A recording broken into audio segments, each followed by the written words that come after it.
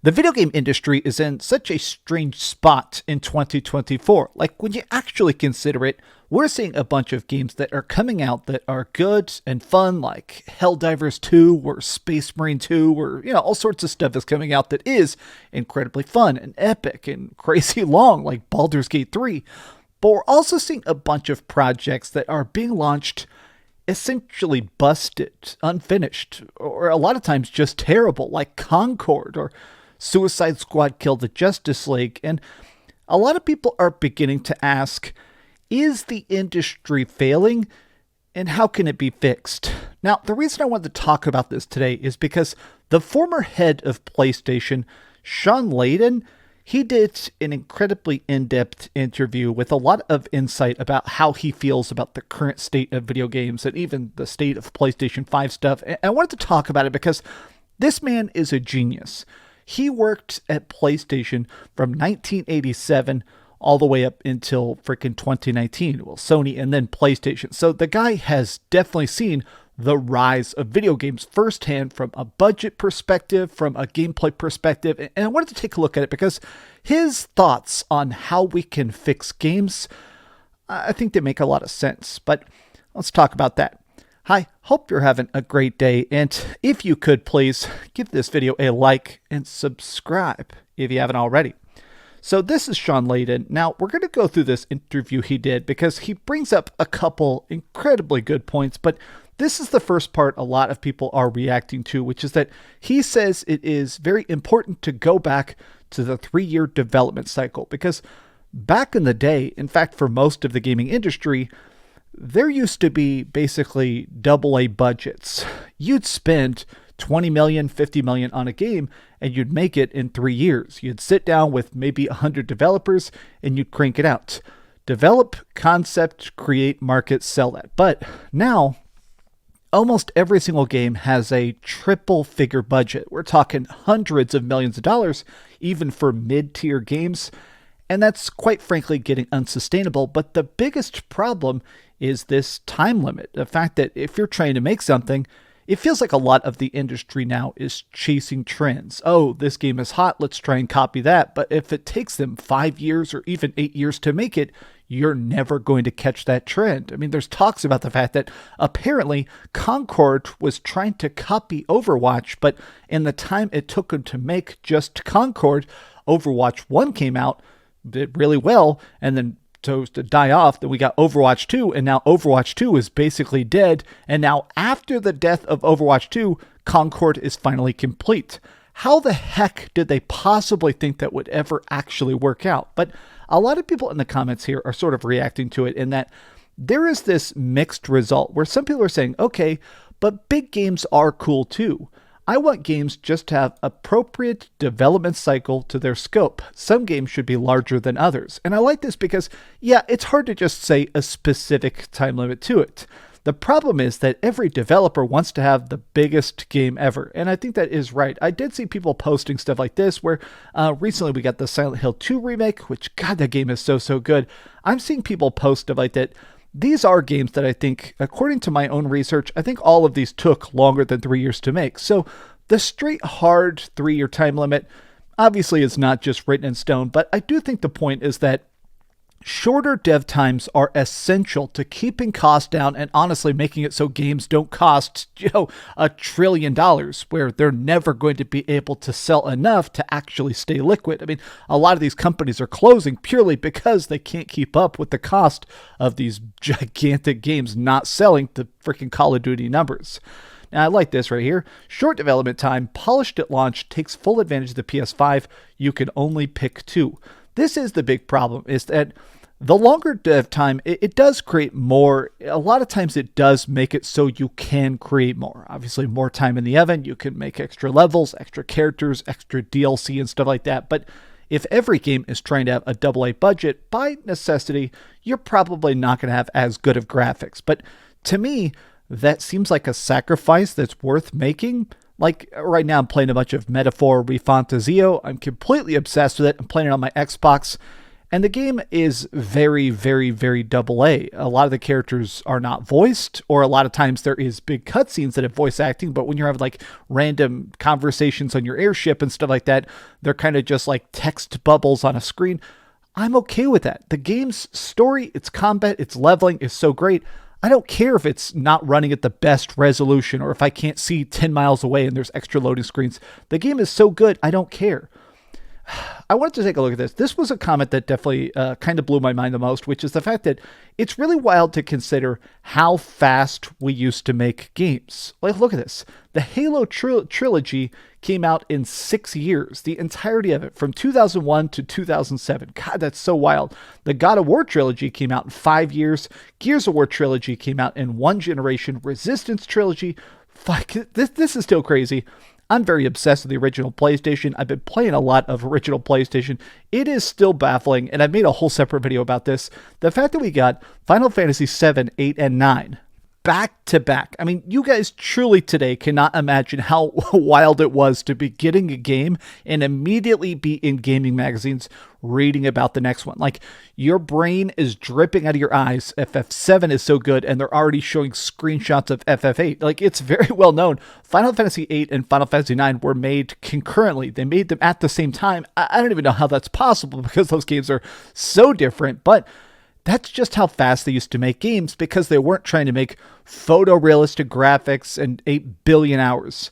These games are not just good, they're not just great, they're influential. And I feel like that's kind of the point of this person's post, is the fact that back in the day, not only did we get good games, but we got them at a shorter clip. These companies managed to find a process to make games as quickly, as low budget, and as fun as possible, and then immediately put it out there so people could interact with it. Now, Shawn Layden used to do this talk where he'd discuss about Viv Ribbon.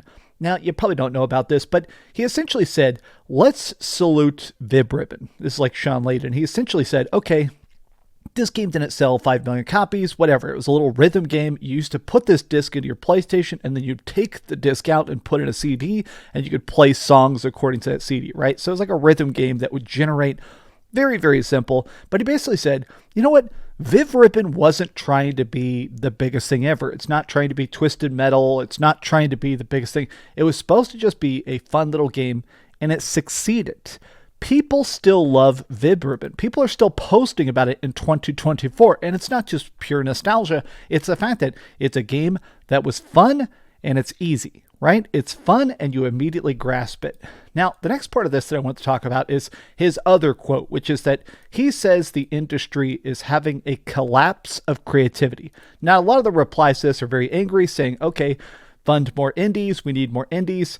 All of AAA is regurgitated slop. Now, I'll be honest, I don't read the comment section a ton simply because I'm playing games a lot, but a term I see a lot in the comment section of my videos, of other people's videos, is this term slop, saying that these games are now so boring, they're so bland, they're so interchangeable that a lot of times it does feel like you could swap out a lot of these core assets of games and you wouldn't even really tell the difference because they do seem to lack any flair or creativity. Every game is going for hyperrealism. Every game is trying to be filled with microtransactions. It feels like every studio is trying to put out something that's free to play with battle passes. And that does kind of feel like slop. It's not meant to be good. It's just meant to be something to keep the piggies happy, right?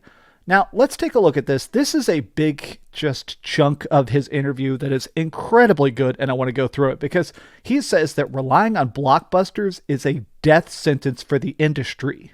Now, I have to admit that having this statement come from an ex-PlayStation executive, I think is a lot more powerful because Sony is making, in my opinion, the highest budget games in pretty much the world. Like, there are some leaked numbers that they spent something like $300 million, maybe $350 million making Spider-Man 2, which, I mean, from everything I've read, that seems like it might be the most expensive game ever made. I mean, that means they have to sell something like tens of millions of copies to break even on that cost, which is absolutely insane. There's only like 75 million PlayStation 5s that have been sold. That means that like 15% of the entire planet of PlayStation owners has to buy that game for it to even be even. That's ridiculous. But he has some really interesting quotes here that I really wanted to take a look at here today. Here we go. Today, the entry cost of making a AAA game is triple-digit millions. I think naturally, risk tolerance drops. You're looking at sequels, you're looking at copycats. Those finance guys, they draw the line and say, well, if Fortnite made this much money in that amount of time, my Fortnite knockoff can make that same amount of money. We're seeing the collapse of creativity in games today with studio consolidation and high cost of production. This is wild that genuinely... This right there, this is the entire problem with the gaming industry. Right there, that one sentence, this one little paragraph, this is the entire problem with every game you don't like. Every game that feels bland and boring and uninspired. Every game you've ever played that says like, okay, this feels overly derivative. This feels like it lacks that spark of fun that other games have. It's literally because of this beyond all else. And it's wild to just hear him so succinctly sum it up that, hey, the problem is that they're trying to make the most expensive game because they think it's going to make them the most money. And instead, if it doesn't instantly turn a profit, they shut it all down and walk away. Further, Layden stated, AA is gone, which he describes as a threat to the ecosystem. He goes on to talk about the nature of games and the problem with disappearing AA, and he brings up a quote here at the bottom. I want to read this whole thing so you get the context of it, but it's brilliant. So, Shawn Layden now works at Tencent. I think he's the guy who's kind of in charge of greenlighting projects. You pitch stuff to him and he's sort of the taste maker to see whether or not this is worth actually investing in or publishing or whatever. And he says this. Now, there needs to be more interest and excitement and exposure for these lower budget games, but super creative and super unusual types of games, I'd like to see more of that, because if we're going to rely on the blockbuster to get us through, I think that's a death sentence. Essentially saying, you can still have big AAA stuff, you can still have longer dev cycles, but the bulk of games need to be AA. There needs to be something in between the massive AAA stuff and the tiny, tiny indies. Like, I love AAA games, of course. I review a lot of games, but some of the stuff I've played the most this year, I played 75 hours of Vampire Survivors. I played Vampire Survivors for 75 hours just last month. In 1 month, they played 75 hours. I've played, I don't even know how many hours of Balatro and stuff like that. And those games practically don't even have graphics. Not to bag on the developers, but this is a $3 game. It's incredibly fun. And you know what? When I'm playing that, I'm not really thinking about how bad the graphics are, because it's so dang fun. But going on here, he said, AA games can bring the new thing that can be developed for a quicker turnaround than AAA games. And most importantly, though, they seek unique ideas, not monetization. If you're going to pitch me your AA game and the first 2 pages of your deck is monetization and revenue, I'm out. Your first page has to be, this game needs to be made, and here's why. I want to see that fire. I don't want to see, here's the chief accountant on the team going to explain the game's monetization. I have seen a lot of people talking about the future of video games and what it's going to take to change stuff. I've had a chance to talk to a lot of game developers, behind the scenes, some NDA stuff that I'm trying to be vague about. And I think games are still trying to figure it out. I have had to personally discuss to people here and there, and it does sound like more AA is on the way. I do think the success of games like Space Marine 2 and stuff, I think we're starting to see even the big money pushers, the people that actually hold the purse strings that kind of decide what gets greenlit and what doesn't.